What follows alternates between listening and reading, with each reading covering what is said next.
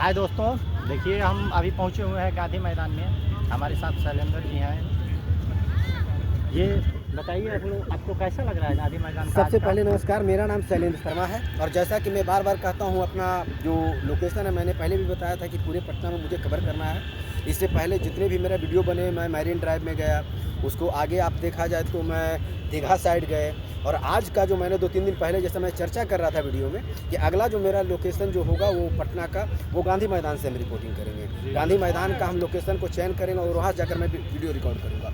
तो आज जो मेरे साथ में है नरेंद्र जी हैं और वो साथ में आए हुए हैं, तो इनसे ज़रा आज बातचीत करेंगे कि इस समय का जो टाइमिंग है वो करीब 7 से ज़्यादा बज चुके हैं और इस समय पटना का जो नज़ारा है बड़ा शांति से दिखेगा। हाँ, ये कह सकते हैं कि शांति का अर्थ ये नहीं है कि बिल्कुल आप सोचें कि पटना में क्या गांधी मैदान में लोग नहीं हुए, तो ऐसा नहीं है। यहाँ पे आप ऐसे भी मान कर चलिए कि कम से कम 10 बजे रात तक के कम हज़ारों लोग रहते हैं इसमें, क्योंकि इतनी बड़ी एक पटना शहर में जो ग्राउंड है उसमें आदमी कम से कम तो 1000 तो ऐसे भी कम से कम तो 8 को 10 बजे रात तक के भी मिल जाएंगे। और मौजूदा अगर जो अभी मैं रिपोर्टिंग कर रहा हूँ यहाँ पे, जो यहाँ से रिकॉर्ड कर रहा हूँ, तो मेरे पीछे में आप देख रहे होंगे कि बिस्कोमान है, और जहाँ से मैं वीडियो को रिकॉर्ड कर रहा हूँ ठीक बगल में गांधी जी का जो प्रतिमा बना हुआ है, जो पार्क बना हुआ है।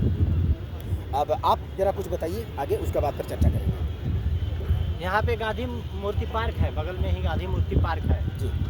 गांधी मूर्ति पार्क के बारे में कुछ बता सकते हैं यहाँ? देखिए यहाँ तो नहीं, देखिए नॉलेज की जहाँ तक बात है कि सबसे बड़ी बात है कि नीतीश सरकार को लोग बहुत सारा भला बुरा भी बोलते हैं, लेकिन बहुत सारे ऐसे आप परिवर्तन देखे होंगे। जैसे आप पटना कहीं आप यही गांधी मैदान के आसपास का देख लीजिए, तो ये अपने सरकार में लेकर आए। यहाँ पे जो गांधी जी का जो प्रतिमा दिया गया, इनका नाम से कोई जगह पर, ठीक है गांधी मैदान थे, लेकिन यहाँ पे बना मतलब मानते थे लोग, लेकिन यहाँ पे इनका कोई प्रतिमा वैसा नहीं बनाया हुआ था। ये देखिए कितना शानदार बना हुआ है, पार्क है, यहाँ पे लोग आते हैं, जाकर देखते हैं, इनको जीवनी के बारे में पढ़ते हैं, बहुत सारे ऐसे कुछ चीज़ें हैं। तो मुझे लगता है कि इन्होंने जो अपने जीवन काल में मुख्यमंत्री रहते जो काम किए हैं, तो ये बात है कि दिखाई देता है, उसमें कोई गुरेज नहीं है। ठीक, इसका अगर हम आगे की बात करें तो बापू सभागार है, जहाँ पे आप पटना की अगर बात करें तो 6500 लोगों को बैठने की कैपेसिटी वाला ऐसे एक मंच दिए वहाँ पे कि लोग वहाँ पे, आप जो भी आप बड़े आप देखते होंगे कि जो यहाँ पे एक तरह से कुछ मीटिंग करना हो या कोई बड़े सेलिब्रिटीज आ रहे हैं, तो सबसे पहले वहीं चयन किया जाता है, वहीं पर व्यवस्था किया जाता है, उसी हॉल को बुक किया जाता है। तो ये सब अपने आप में खास है, और जो कमी है उस पर लोग अपना जो टिक्का टिप्पणी है वो कर रहे हैं। जैसे मैं मैरिन ड्राइव में भी गया तो उस पर मैंने चर्चा की, नहीं जो बनाए हैं बहुत पैसा खर्चा किए हैं, देखिए अभी सुधार करने की कोशिश हो रही, तो बहुत अच्छा काम हुआ है। और जब हम लोग ग्राउंड पर आते हैं तो ये सब चीज़ देखते हैं ना कि अच्छा और बुरा क्या है।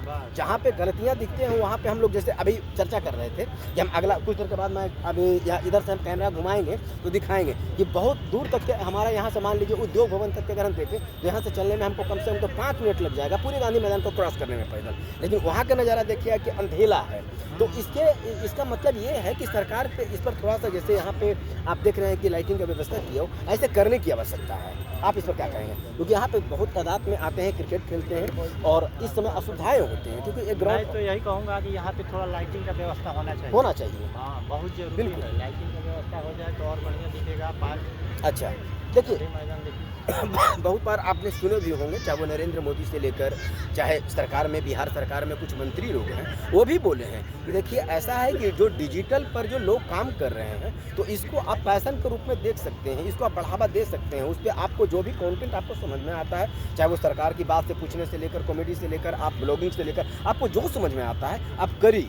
कम से कम तो आपके पास आज 15,000 20,000 के हाथ में मोबाइल होते हैं, आप हर दिन का नेट का इस्तेमाल करते हैं, तो आप दिन भर स्क्रोलिंग मत कीजिए, आप स्क्रोलिंग करवाने वाला बनिए। और सरकार को कोई गलत बात नहीं है कहना, मुझे लगता है कि इस पर अगर कुछ गंभीर हो, मैं ये नहीं कह रहा हूँ कि सारा का सारा पूरे बिहार 14 करोड़ यूट्यूबर बन जाएगा, लेकिन हाँ ये पॉसिबिलिटी है कि अगर आप में रुझान है, आप में ऐसा सोच है, शक्ति है, तो आप कर सकते हैं। जी,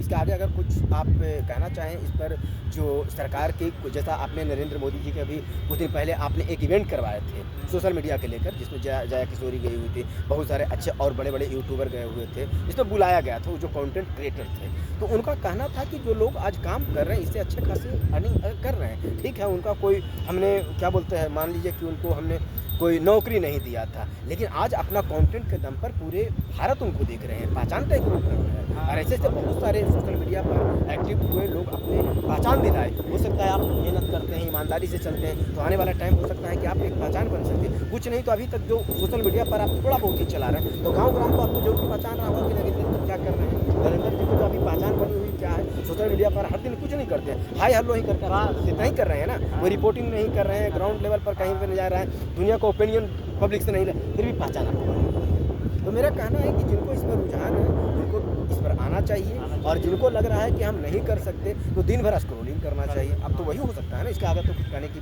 अब गुंजाइश ही नहीं है। तो इस तरीके से वीडियो को हम लोगों को जो तैयारी चल रही है, जो कमी है उस पर थोड़ा सवाल जवाब हो, उस पर रिकॉर्डिंग हो, और हम लोगों को जो इतनी ईमानदारी से चलकर आगे जो कोशिश हो रही है कि सोशल मीडिया पर एक्टिव हो, तो आप अचानक ध्रुव राठी की तरह आप अचानक बहुत बड़ा आपको 3 करोड़ 4 करोड़ फॉलोअर्स वाला आपको चैनल नहीं मिलेगा। सौरभ जोशी आप नहीं बन जाइएगा। जैसे मनीष कश्यप बिहार के एक पॉपुलरिटी है, मान लीजिए 93 लाख है। ये देखिए चंदन उपाध्याय, देखिए फोन पर आप देखते हो कि वो लेते रहता है इंटरव्यू, क्या नहीं वो हाँ मोनेटाइज चैनल भी दे रहा है। आप देखिए उसमें एक बात बोले हैं, अगर आप फेंके हुए आप रोटी के उम्मीद पर अगर चलेंगे तो बहुत ज़्यादा दिन तक वो जीवित नहीं रह सकते। आप खुद कंटेंट नहीं बना रहे हैं, हमें कह रहे हैं कि भैया आप 10,000 रुपये दे दीजिए, आपको हमें वो 10,000 का जो आईडी वाला मतलब फॉलोअर्स वाला आईडी दे देंगे, और उससे आपको उम्मीद है कि आपको कुछ पैसा कमाना। अरे भैया वो पैसा देता कैसे है? आपको व्यूज पर पैसा देता है, आपको कंटेंट बनाने नहीं आता है, मार्केट में आपको बात जाकर करिएगा नहीं, तो फिर आपको पैसा कहाँ से मिलेगा? आपको फिर वहाँ से जो आप कहते हैं कि हमारे डॉलर बनेगा, तो उसका तो पैसा डूब गया। ऐसे बहुत सारे हैं जो इस तरीके से नहीं पढ़ना चाहिए। स्किल अपने आप में एक हथियार है। आप जो भी काम कर रहे हैं, आप जो भी काम करते हैं उससे कोई बहस नहीं है। आप कोई काम करते हैं, आप सोशल मीडिया पर हैं, आप टीचर, उसको नॉलेज बेसिक आपको खुद होना चाहिए कि कल के अगर मुझे करना पड़े तो मैं कर सकूं। क्योंकि इस तरीके से बार्गेनिंग करके आप 10,000 20,000 रुपये फंसा के सोचिएगा कि मेरा 10,000 का चैनल फॉलोअर्स वाला मिल जाएगा और मैं पैसा कमाना शुरू कर दूंगा, ऐसा नहीं। अगर या तो कहे तो अग्रीमेंट कर दे सकता है कि हाँ हर महीने आपको 20,000 50,000 रुपया आपको आएगा, तो कहे कैसे हम कैसे कर सकते हैं, क्योंकि व्यूज पर पैसे आते हैं। तो इस तरीके से बार्गेनिंग में नहीं जाना चाहिए। आप खुद कंटेंट बनाइए। इसमें 2 फायदा है। नंबर पहला ये है कि एक आपको चेहरा का पहचान बनती है कि फलना, जैसे मैं आज रिपोर्टिंग कर रहा हूँ या ग्राउंड लेवल पर कल मैं ओपिनियन पब्लिक से लूँगा, या मेरा मनसा भी है कि मैं कुछ दिन बाद, मैंने बहुत पहले भी कहा था जब जनसुराज में थे कि हम कैमरा और माइक लेकर मैदान में उतरूँगा, और धीरे धीरे मैं उस पथ पर चल रहा हूँ, कर रहा हूँ। तो मेरा प्रयास है कि आगे चल के मैं कर रहा हूँ और करता रहूँगा। अब रही बात कि उसमें मेरा कितना समय लगेगा, मेरा कितना खर्चा जाएगा, तो उस पर डिपेंड करेगा कि मैं इसमें ईमानदारी से कितना समय दिया है। जी आप बताइए इस पर कुछ 2 मिनट। अच्छा एक बात बताइए, अभी जो मनीष कश्यप जो है वो डिजिटल क्लास का खोले हुए हैं कुछ? जी बिल्कुल खोले हैं। क्या आपको क्या लगता है सिखा पाएंगे वो? अब देखिए इसमें 2-3 तरह के बात मैं कहूँगा। जैसे मैं खुद गया था जिस समय 23 तारीख को उनका उद्घाटन होना था, तो उद्घाटन वो कर चुके थे। एक्चुअल में 23 मार्च से उनका क्लास का जो था वो पहला दिन था। लोगों ने जो क्लास लिए थे उनको सिखाने के लिए प्रोग्राम था, और उनको मतलब उस दिन इनवाइट था कि भाई आप उस दिन आइएगा, आप जो ज्वाइन कर चुके हैं, और बाकी हम उस दिन से स्टार्ट करेंगे। तो मुझे 2-3 तरह के बात समझ में आता है। नंबर पहला ये, उसमें था कि आपको 9,999 रुपये जो लग रहा था वो था एक्चुअल में उनका फी था, और आपको 999 रुपया जो था वो एक तरह से आपको एडमिशन चार्ज था, और उसका बाद उसमें 11,000 रुपये आप मान लीजिए मोटा मोटी आप लगा दिए, ठीक है। अब उसको है कि 15 दिन तक के मैं आपको उनको ट्रेनिंग दूंगा, तो बात कैसे करना है, जैसे मैं अभी बात कर रहा हूँ, हो सकता है मुझसे गलतियाँ हो रही होगी, आपसे गलतियाँ हो रही हो, तो बोलने के लिए सिखाएंगे कि सोशल मीडिया पर आपको बात क्या करना है, कितने मुखर होकर बात करना है, डर के आपको कैमरा से बात करना है। नंबर पहला बात। नंबर दूसरा ये था कि अगर आप जो भी काम कर रहे हैं तो उसमें आपको लगन कितना है, उसमें आपको एक तरह से जो काम करने की कैपेसिटी जो है, एबिलिटी जो है, आप उस पर कितना समय दे पाएंगे। जैसे मैं आज देखिए संडे के दिन है, मैं चाहता तो घर में आराम कर सकता था, लेकिन आज मैंने कैमरा, माइक, ट्राइपॉड, गाड़ी सारा उठा के मैं कहाँ पे अभी हूँ, गांधी मैदान में हूँ। तो आप इस पर कितना काम करना चाहते हैं, क्या कर सकते हैं, ये आप पर भी डिपेंड करता है। कोई कोर्स ले लेने से खाली अगर माहिर बन जाता तो कोई भी 11,000 रुपये देकर कर सकता है। नंबर पहला। दूसरा बात, अगर मान लीजिए कि 11,000 रुपये कोई व्यक्ति खर्चा किया। अच्छा एक बात बताइए, एक आप वीडियो देखे हैं राजन सिंह का? हाँ राजन सिंह मैं जानता हूँ। आप किसी यूट्यूबर का बोलिएगा तो मैं करीब मैं मानता हूँ कि 95% लोगों को मैं बता दूंगा कि वो कौन है। वीडियो पे देख रहे हैं कैसे कैसे बता रहे हैं। उसका मनीष कश्यप का एक भाई है करण कश्यप। करण कश्यप को क्या हुआ था कि मान लीजिए कि वो अपने भाई यूट्यूबर थे, तो इन्होंने क्या किए थे कि अपने भाई को भी चैनल बना कर दिए।